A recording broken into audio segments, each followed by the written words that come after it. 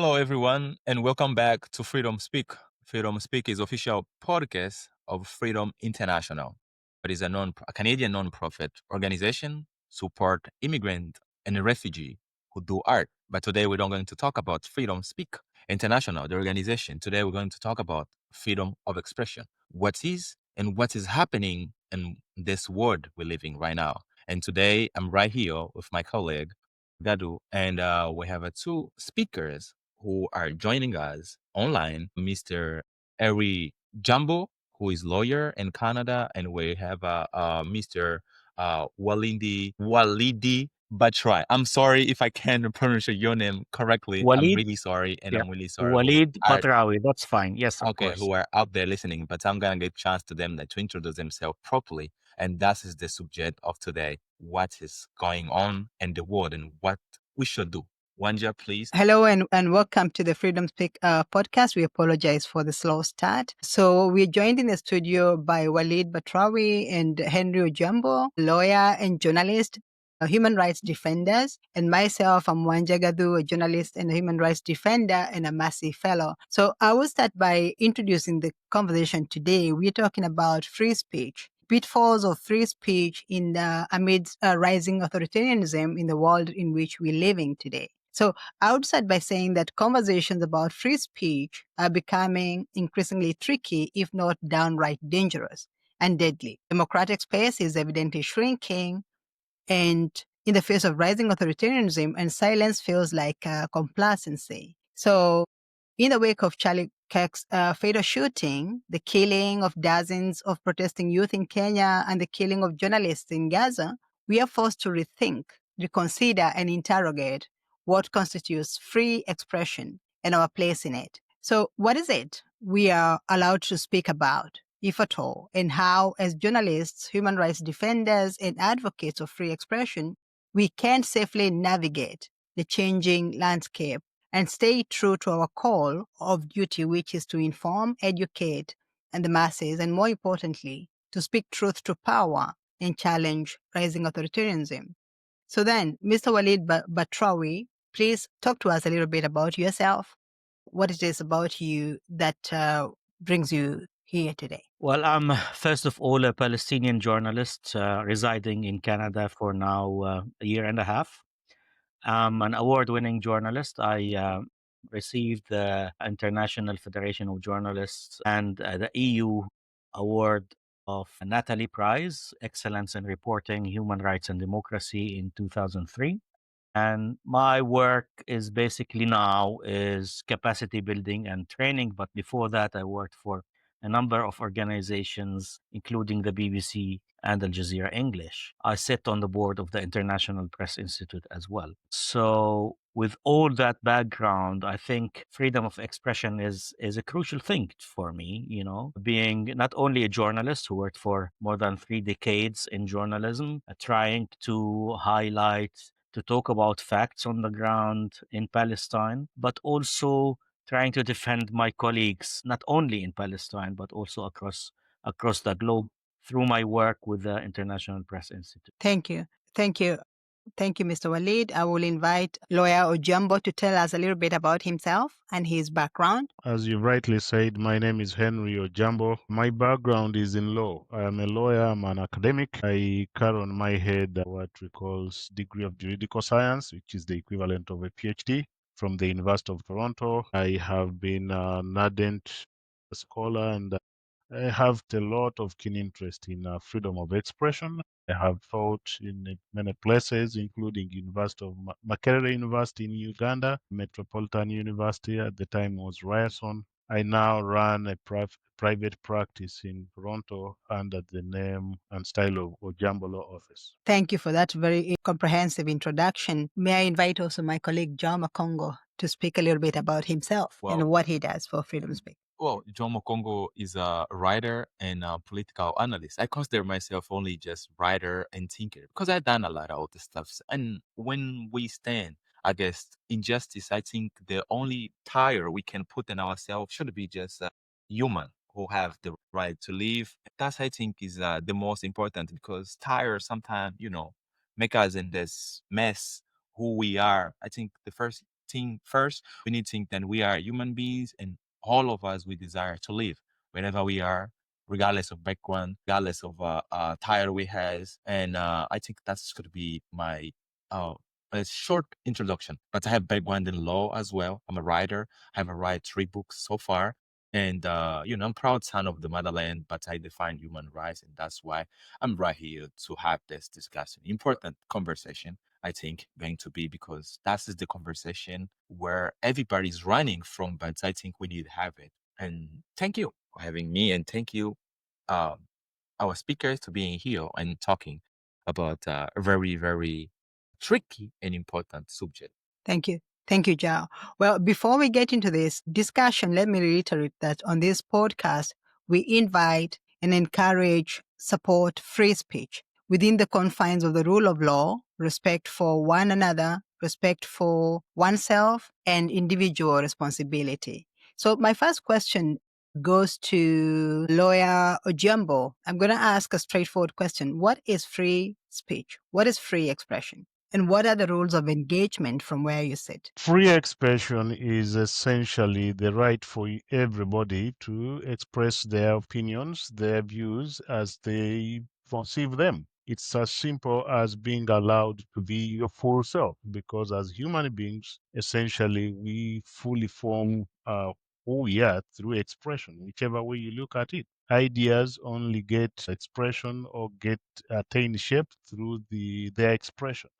Expression entails both words, it also entails actions, and freedom of expression is one of the guaranteed rights in the entire scope of rights under the UN system, that is Universal Declaration of Rights, under all the covenants in all the domestic instruments for all democratic countries. Freedom of expression is, in fact, considered to be the most critical right in the whole scheme and breadth of rights in the scheme, in jurisprudence and law. Democracies operate on the basis of allowing people to express themselves, and the limitation, like all rights, the limitation to freedom of expression can only be done in very deserving circumstances. In the Canadian context, yes, it's an absolute right, but not an absolute right, but to limit freedom of expression, one would have to look at this critical and destructive case of Republic versus Fox. It's a Supreme Court decision of 1986. It says the framework for limiting freedom of expression.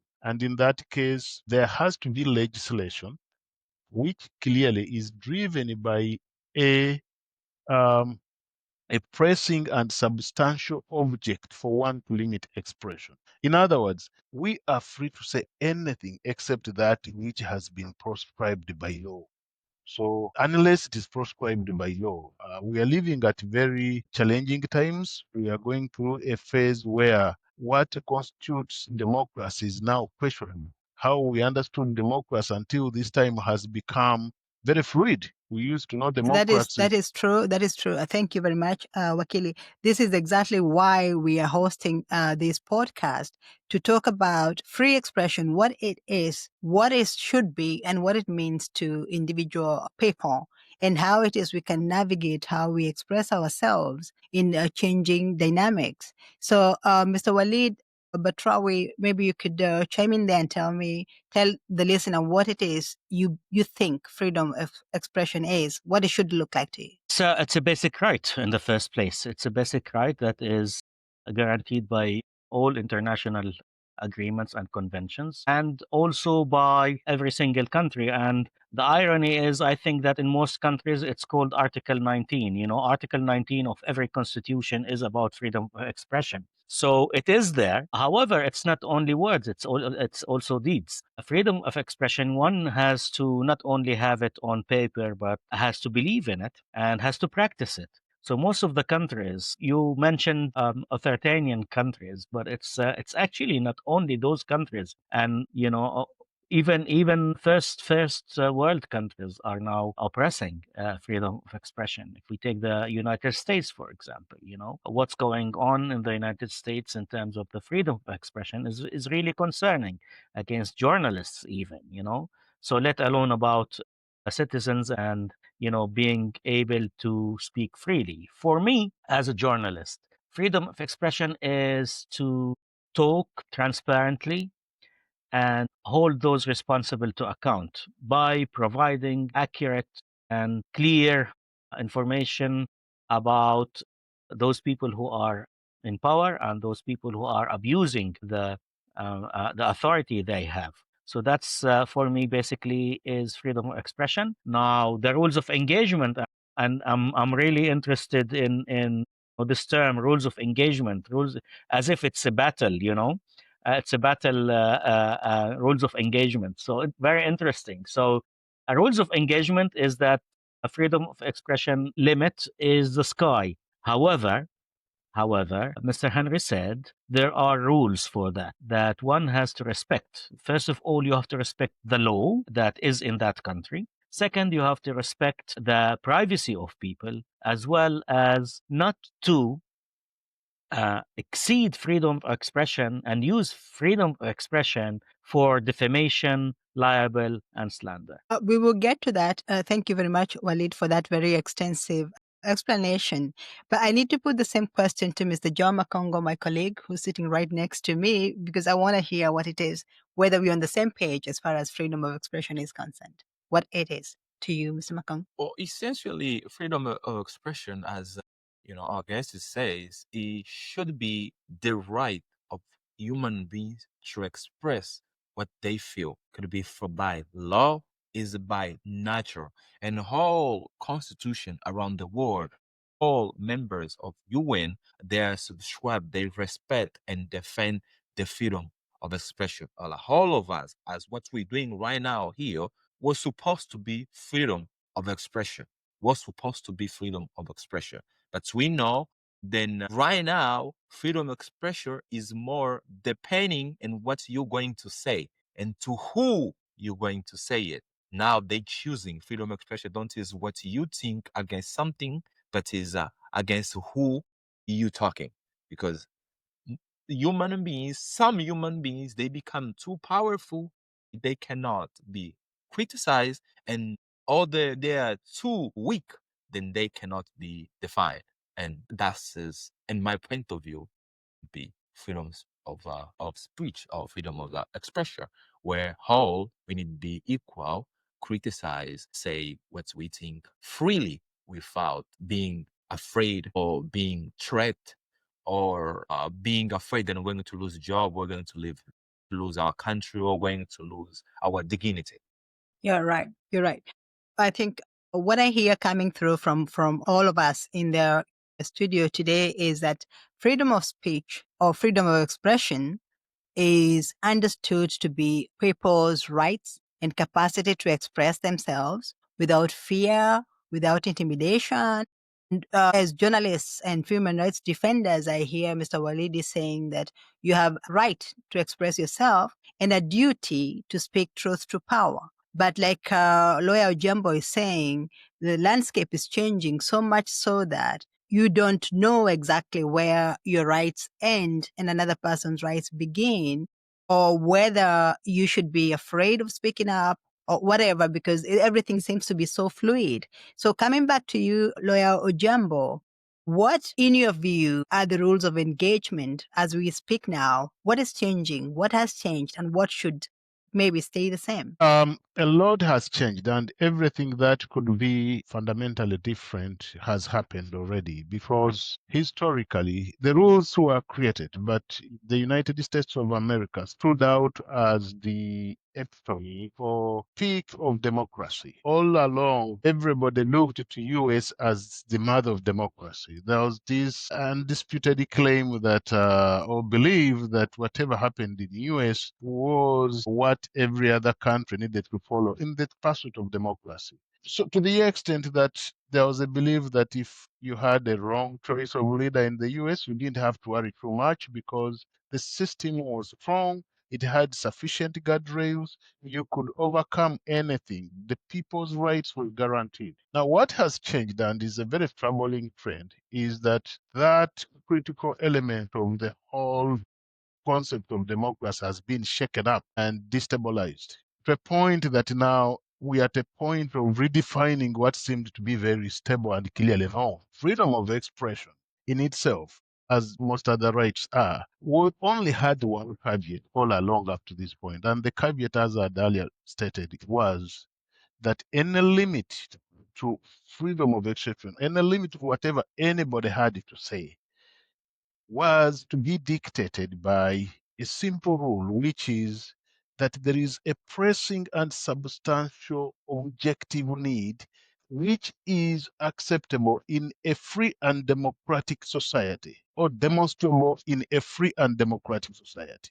Now, for instance, it would not allow people to express whatever they want if they were directing their opinions at a particular people on the basis of their identity. If you simply want to attack a particular segment of society on account of their race, that is not free speech. That is an attack on them that would constitute hate speech. That was clearly defined and known, and there are laws that prescribe hate speech. It was also always very clearly defined that your freedom of expression should not be at the expense of other people's rights. For instance, just because you want to express yourself in whatever way, whether through words or actions, shouldn't be going after people's property to destroy it. So we have rights and obligations about how you express yourself without really trampling on other people's rights. So you can't say we are going to protest, and in the course of protesting, we shall destroy every shop that's on the way, along the way. That is certainly not what was envisaged. So in a free and democratic society, we expected a scenario, and it has always been the case, that those who speak do not have to censor themselves. You are free to speak even wrong things. It's okay to say things that are not correct or necessarily true, but it should not be things that are aimed at harming other people, okay, or endangering other people's lives.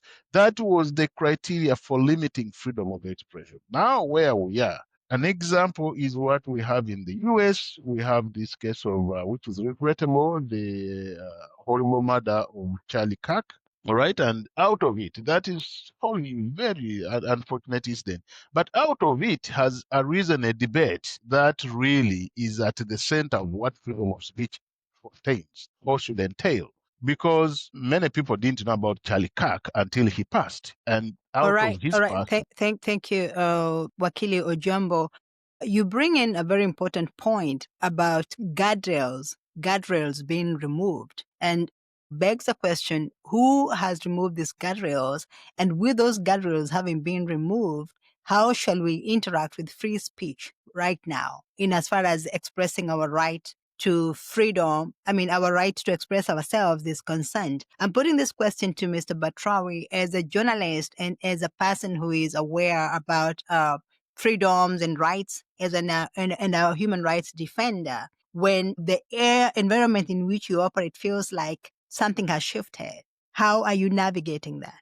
Or how should we navigate? Well, I think that the whole purpose, objective of suppressing or intimidating people is actually to threaten them, is to stop them from freely expressing their opinion. And I think the only way to navigate this and to fight this is to continue to believe and to practice freedom of expression, because once you abide by what those people want, if you start self-censoring, if you start silencing yourself, and if you start silencing your colleagues, then this is the start of the end, where those regimes, those authorities have succeeded to shut you down. So I think the main thing is to keep doing what we do. We know that this is dangerous, and we have taken the risk, and this is why we are not back home. We are in exile, and this is the reason why we continue to do that.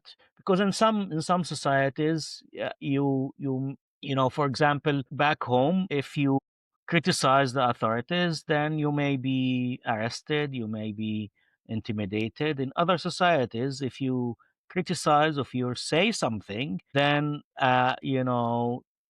the fight is not because they claim that they are a democracy. They would not put you in prison, but you will be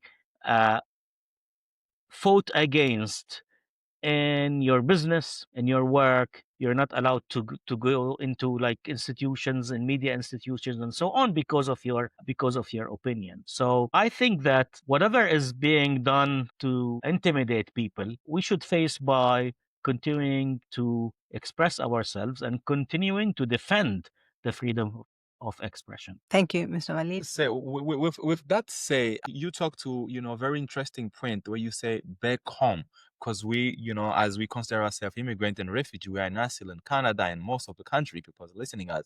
And my question should be like simple: did you ever think then that is we should live in society like what we're living right now? We're seeing the threat against journalists mostly where the democracy was supposed to be defended. And I'm pushing like example here, USA, United States of America, and what we seeing. If that was happening 20 years or 10 years ago, what was your perspective in moving out of your country to come close to the USA or to Canada? Well, for me, I mean, I moved here a year and a half ago, and I have worked entirely in Palestine since 1991. So I have done my job there. But when the war started in Gaza and the targeting of journalists became an issue in the Gaza Strip, and of course in the West Bank where I lived, I did not live in the Gaza Strip, but I used to go to the Gaza Strip very often. And while I was there just 1 month before October 7th, training journalists in Gaza, I felt that my role, and first of all, safety is one of the things that came to my mind in the first place. Then the other thing is that, sometimes you may be able to do some work better if you are in a more relaxed environment. So my first assignment, actually, which I did in Canada, was not for a Canadian media organization, but for Forbidden Stories, which is a French organization. And what I did was investigating the targeting of journalists in Gaza to or with the objective of not telling the truth of what's happening in Gaza. So I thought being abroad would allow me more space and more freedom to work on such a project. So this was my first objective when I first came here. But then the situation became worse and worse, and it was difficult to go back home. That said, did I find that freedom of expression in Canada is much better? The answer is no. Wow. So, Mr. Walid, thank you for that very informative explanation. But yeah, I go back to the same question about when guardrails for free expression have been removed. We trace freedom and human rights back to the UN Charter that was introduced in the 1940s and which was intended to create the background or the backbone upon which human rights and justice would be promoted. Freedom of expression was one of the key tenets of the Human Rights Charter as formulated and curated at the UN. So now, almost 60, how many years ago are those? Since 1945 to date, we seem to have done a 360-degree turn as people. And we seem to be headed in the wrong direction. So I don't know what your thoughts would be, Mr. Ojambo, given that from a legal perspective and a human rights and a humanitarian perspective. What did you think about the trajectory that the world is taking? Yes, the trajectory, it's a very good question. It raises both political, legal, and really humanitarian issues. From the legal and humanitarian, there is no doubt that the history we've had of the development of freedom of expression is the right trajectory this whole issue should take. That the world never had it wrong from the time of inception of the rights through the Covenant on Civil and Political Rights. All this time, it has been a very consistent trajectory going into the right direction. The more liberty you allow people, the better societies perform. that freedom of expression informs almost every aspect of human enjoyment of rights. If you stifle people's expression, you want them to get out of their homes with guns and start fighting so you don't hear what they think. It's only when you allow people to bring out their ideas, allow them to compete in the market of ideas, that you first of all get refinement, education, and every aspect of life benefits fundamentally from the free expression that is guaranteed by freedom of expression. Now, the removal of guardrails has not been done universally or in a legal way. It is through it's a structure that we have politically where we have a unipolar sort of world with one power. We don't have several powers in the world. And what has happened is not that every country has shifted in the way it looks at freedom of expression, but the effect of the shift in what we regarded as the mother of democracy is having very far reaching effects in other countries. It is emboldening others who were even tiptoeing on the edges, even those who were trying a little bit to move to the right direction, now feel more emboldened to do things that would never have been actually thinkable. So the problem now at that level becomes political, not very legal, because from a legal perspective, the interpretation of freedom of expression has not changed. It remains the same, not in US, not in Canada, not in any part of the world. But the practice of it has dramatically changed because now what used to be condemned is being condoned and promoted. What used to be prescribed and actively pursued as unacceptable expression or speech is finding a lot of favor in the systems that exist. Autocrats are celebrating. This is their time. And autocrats all over the world begin by attacking freedom of expression for them to thrive and prosper. So it is a time where the politics in the world, more than the legal aspect of life, needs to be revisited. And how that is done, it goes to what my friend Walid is saying. The more we press against this, the more the awareness is spread, like what is happening right now through this Freedom Speak effort, is what is needed right now. People need to understand that the bedrock of what has been enjoyed to this point is being eroded, and rise up, restore, and put back the ship where it was meant to be. Yes, you make a very important point about the awareness that things that we used to take for granted may have changed. Or in fact, they're changing right before our eyes. Having understood that and knowing this very well, Mr. Walid, as a journalist, again, I ask you, a journalist in exile, human rights defender, what is it that you can do or are doing differently to make sure that you continue to speak about things that are of concern, that you continue to have your voice being heard, but again, staying safe, given that we now know that somebody can very simply, easily kill you for your opinion? What I is it think you're two, doing, and two what can you things. tell other journalists to consider? Two things: trust and credibility. I think these are key things that when you are a trustworthy journalist and when you have credibility with the information that you bring to the audiences, to the people, then you can maintain the level of freedom of expression that you have. In my view, it's our battle to fight. No one can help us with the battle to maintain freedom of expression. It's us that we have to do. So the more we are trying our best to tell people the truth, the more we are raising awareness about how important people should be free to speak, the more we are talking about the issues of the people, about the daily life of people, the more we are accurate, the more we are credible with our information, the more we fight misinformation and disinformation, the more we fight, those people who are trying to manipulate the freedom of expression by using social media and so on. I think that is the guarantee for us to give a role model of what freedom of expression is.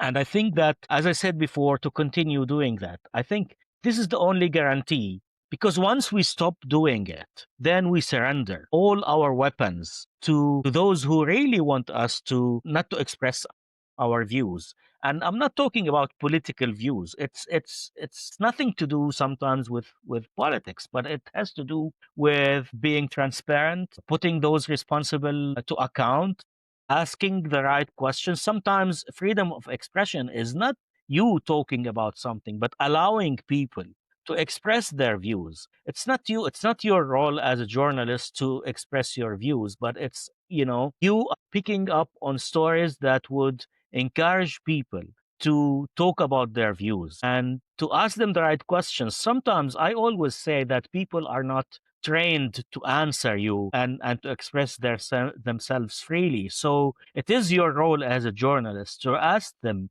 the right questions and to encourage them to express their opinion and to also provide them with protection if that's available. Thank you. Thank you. Thank you for that. Yes, I want to insist because you push here a main point saying we need to do our work as journalists with true information to our audience.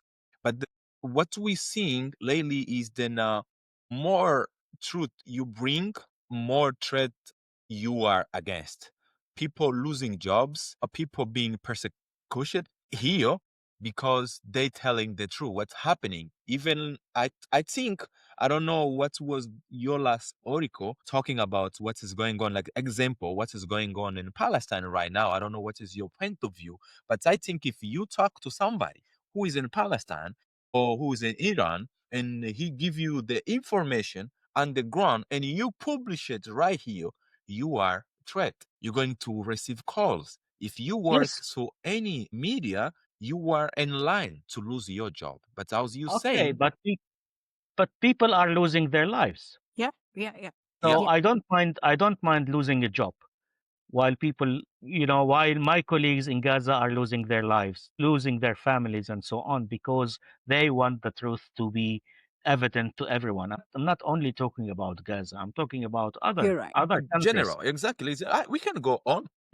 In general, I mean, I see people sacrificing their life because they believe in the freedom of expression. So for me, losing a job, not finding a job, Mhm. of course, is something difficult, but this does not mean that I should surrender. Right.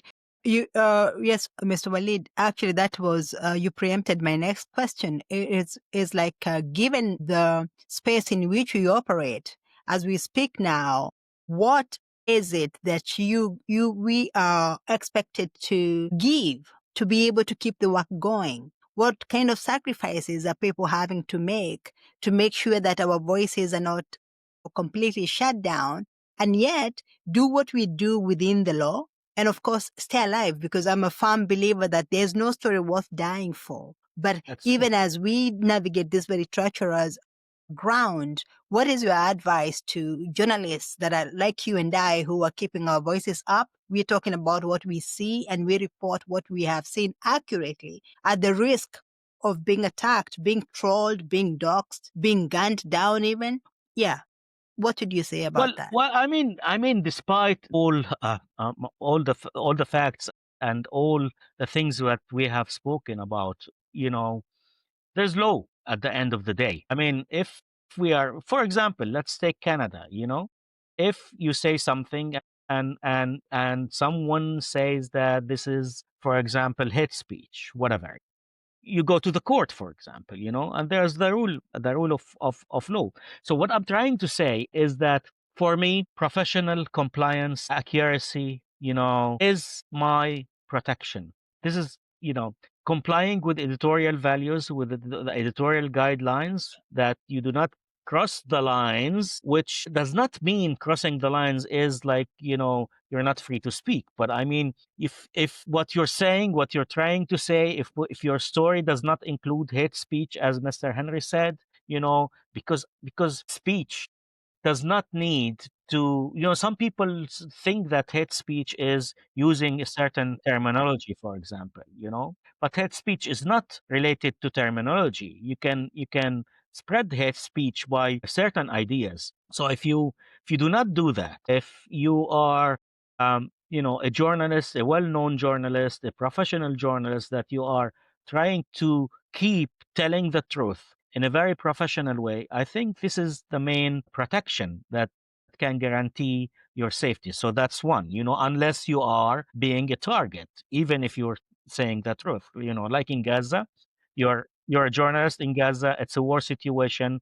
You're part of 2 million people there who are risking their lives. So I mean, it's a different situation. It's a whole different situation that we are talking about. But as I say, in other countries, people have risked their life. So for me, losing a job, not going into the journalism market is very little compared to others. I hear you. Thank you very much for that very important point that you're making. You speak more about the professional tenets that you can use effectively to protect yourself against censure, against attack, because you want to remain truthful and trustworthy. But this question goes to Mr. Henry Ojambo. I want to ask the question, what protections can we as journalists and as people generally with the right to express ourselves expect from a legal perspective when we are going around exercising our own freedoms of expression here at home and away, in Canada, in the US, everywhere in the world that we are operating in?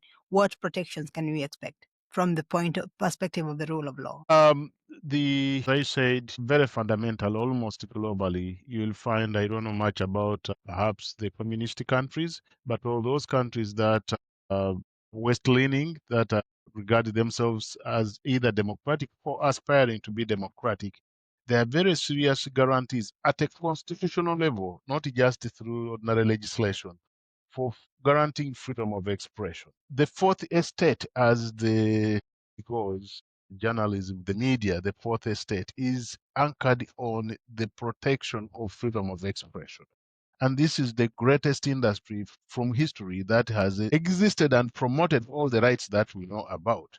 The challenges we are facing right now is that it has become too commercialized, so that now the owners are looking for where to get the benefits. So the individual journalists are sometimes having to navigate what to say to survive and continue getting an income. So when we talk about the protections, the first one comes from what type of employers we have right now. For those who want to adhere and stay true to the professional standards that my friend Walid is referring to. You have a challenge where an employer is going to disrespect the rules of the game and take a decision because it undercuts their bottom line. Now, that part of it, you are left with, in legal terms, you'll have to challenge that decision depending on the circumstances through the courts. So generally, it's going to vary the type of protection we are going to have. The other thing that is emerging on the other side is forums like this, whereby the world has a way of balancing out itself. While the big media houses are beginning to be sellouts, we have seen what has just happened to Jim Kimmel Live. Jim Kimmel, is that the name? Yes. Him on ABC, we saw how it happened, how it came across very fast, drastic, for very obvious reasons. It's the bottom line. You want to survive. Now, that's a question between the professional journalist and the media house owner. And balancing between that becomes a totally different ball game than when you're dealing with individual rights of just people speaking and being arrested and being killed and being put in harm's way because they are saying either things you don't want to hear about or you don't like. Now, that is the most scary part, because when you lose life, you've lost the most important thing. There's nothing else left. When you survive, then the protections are going to be there. You'll go through the courts of law. The protections exist at different levels and different forms. We have civil protections. You can seek compensation on account of if you were wrongly taken through what you shouldn't have gone through. It could be a case of false prosecution or malicious prosecution, not actually false, but malicious prosecution. If you had to be dragged through the courts for no good reason at all, and you come out, then you might come back to the same court and say, look, I was targeted for simply my views. There was no reason for me to be taken through this odious process, and you seek compensation for that. That's a message also to those who have pounded into that situation. So there are legal mechanisms that protect that. We also have, for those historically, not only protecting those who are speaking, but even against the others. We have had laws. If you are getting straying out of the line that Walid repeatedly referred to, then people can seek other civil remedies like compensation for slander. you can take up a person on defamation. Those options are available rather than having to take people through the criminal system. Because, look, we are talking about words most of the times. If a word offends you, in the olden times, it had to be the queen or king who couldn't be offended. But who on earth should be such that they are so fragile you can't tell them what they don't hear? If it is just an idea, let it be expressed and let people enjoy the discussion such that at the end of the day, you get to the fine details of what that should be. That is the purpose of freedom of expression. Thank you. I was hoping that you might be able to touch on the laws of libel, slander, defamation.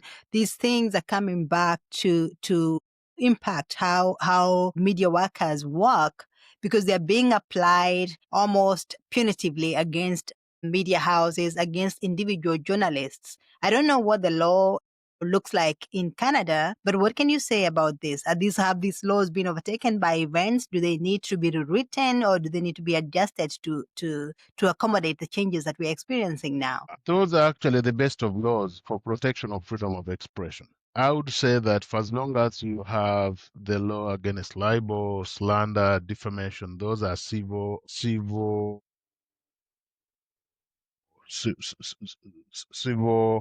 action, the causes of action. Let's put it that way.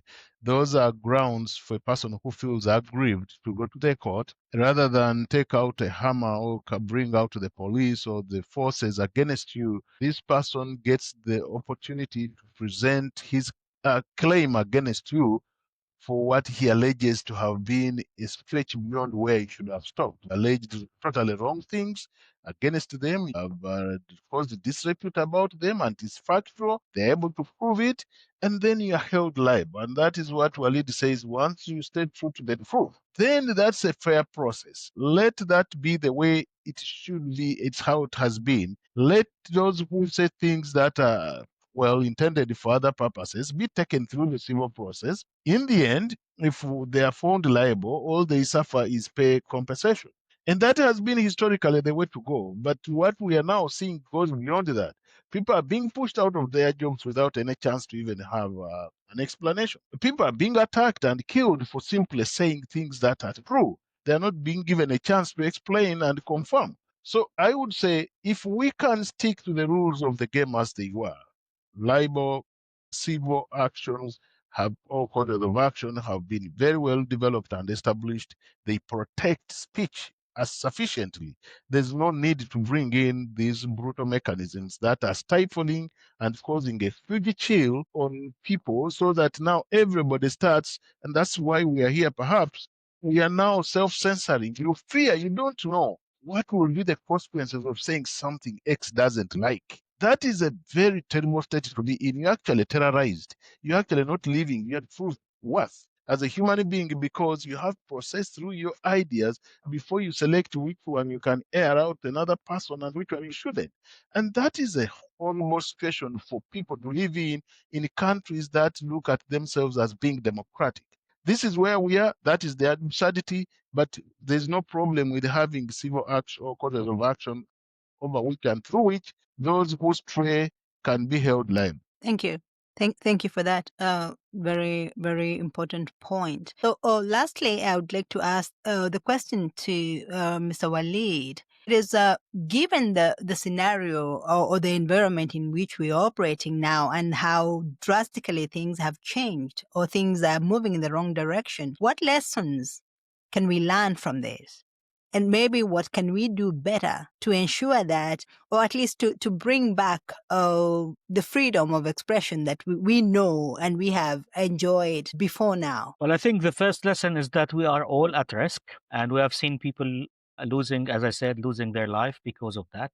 And I think that no one should lose his or her life because of speaking out. That said, I think that we, as defenders of freedom of expression, have to join forces and to stay strong together to lobby and advocate against any intimidation, against the immunity that those who commit crimes against journalists are being granted. And I hear, in particularly talk about the Israeli government. to be honest, since this is an episode about freedom of expression. So, yes, I think that the Israeli government should be held to account for the deliberate targeting of journalists in the Gaza Strip and the West Bank. As a Palestinian journalist, I say this, and also as a human right and freedom of expression defender. That said, any regime, any authority that is targeting journalists should not escape punishment, should not have impunity. So we should all work together in order to hold those responsible to account.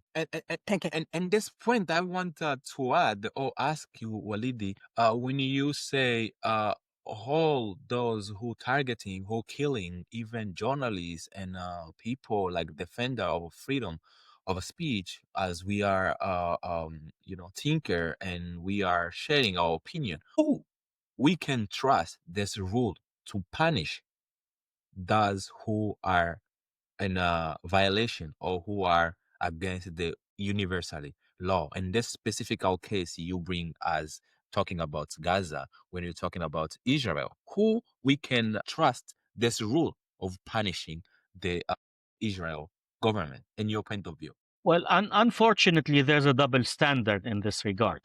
In terms of trust, I personally do not trust any international agency, even the UN, to do that. However, this should not hinder us from doing it. So we have the UN, we have the International Court of Justice, we have the Criminal Court of Justice. So all these international bodies, if we join forces, if we go to them, at least we have to do it. At least, even if we know in advance that nothing will be done, even if we know in advance that there's a double standard in dealing, with different countries, in particularly with Israel and Palestine compared, for example, to Russia and the Ukraine. So um, I think that we should do it. And I think the whole objective of those organizations not doing anything is just they want us to lose hope and trust and not to go to them, not to approach them. No.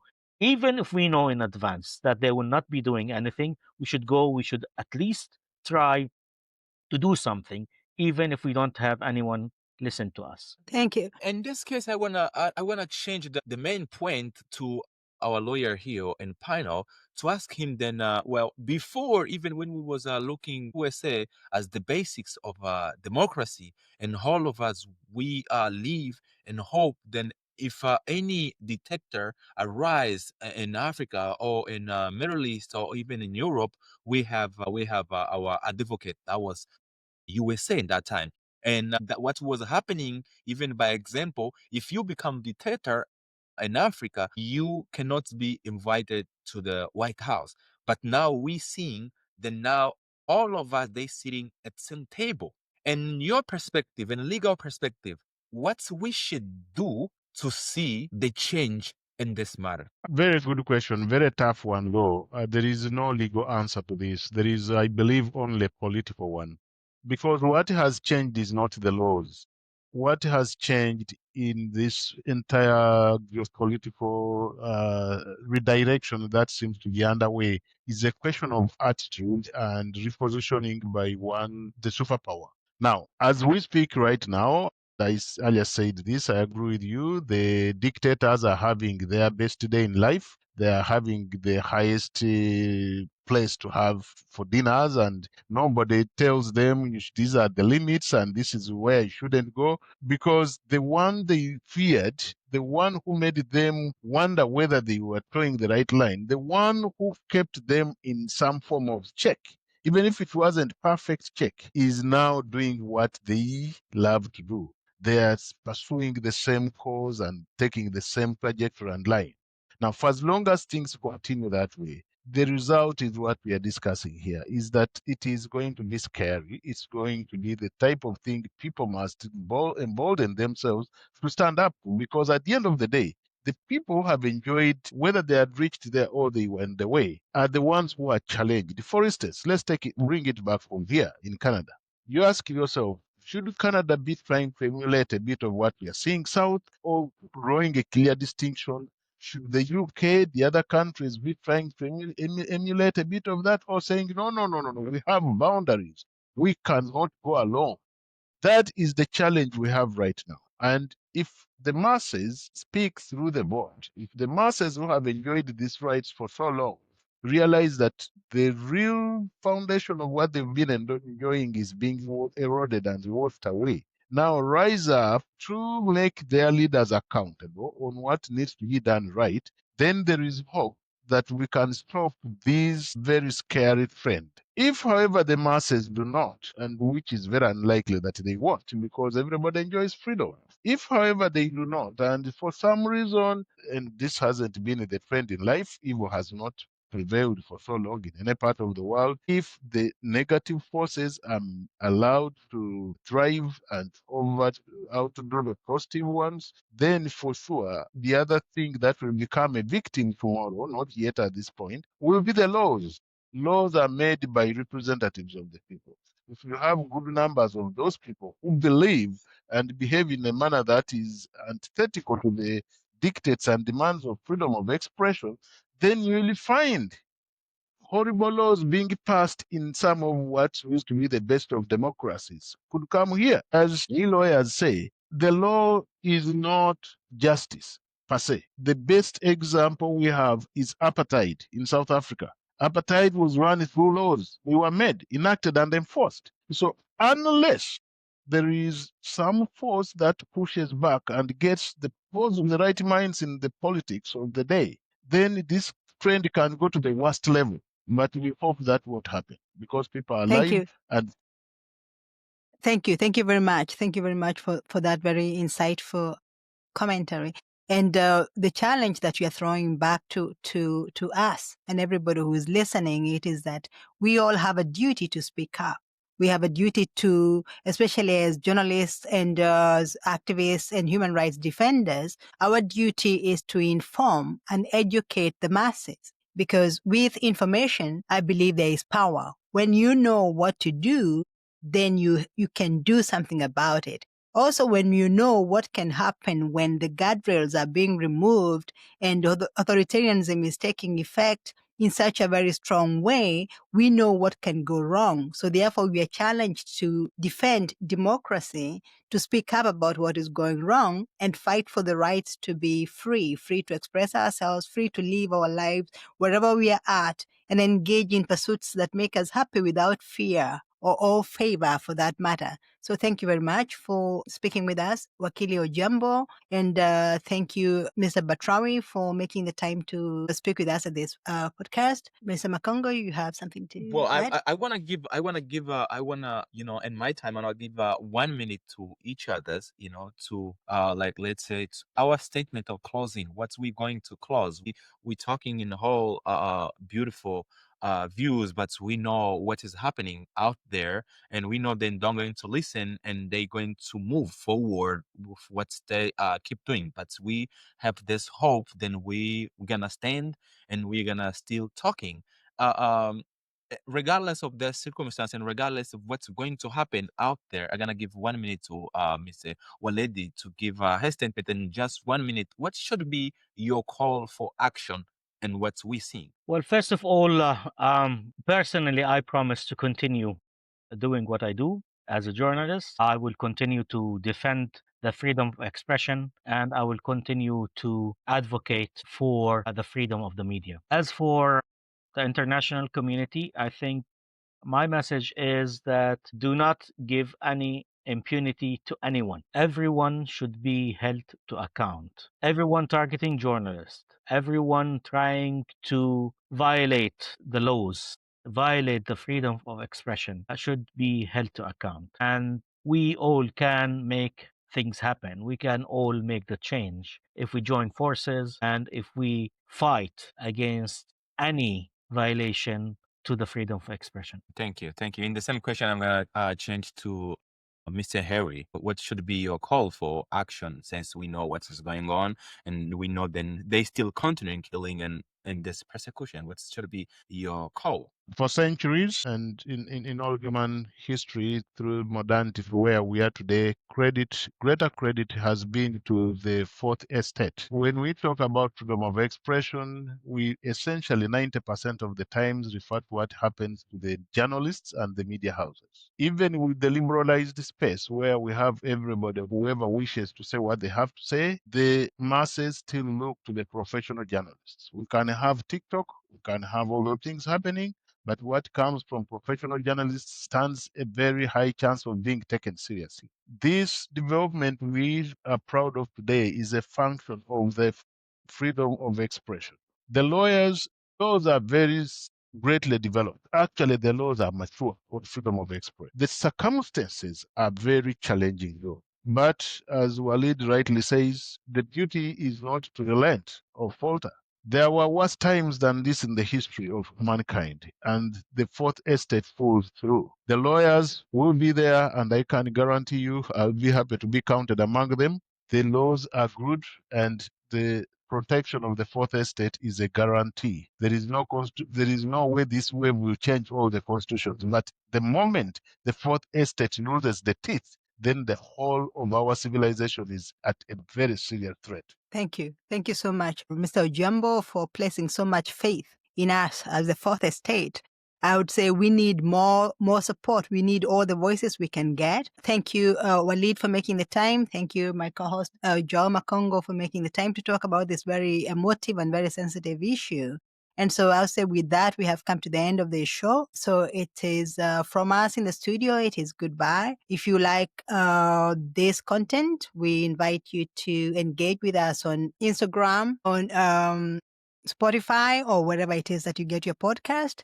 Till we meet again next time, goodbye. Bye.